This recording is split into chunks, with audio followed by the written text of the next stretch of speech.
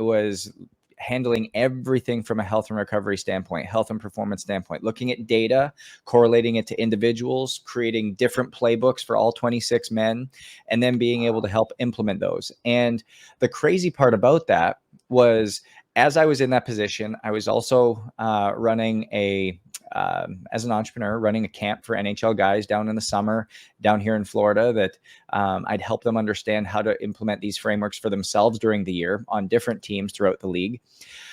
But as you started to look at that, I failed to run the system for myself. I was wondering.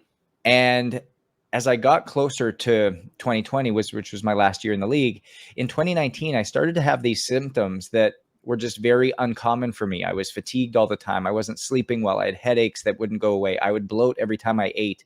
I had this anxiety that would creep up that was just debilitating. And I'd never had this before.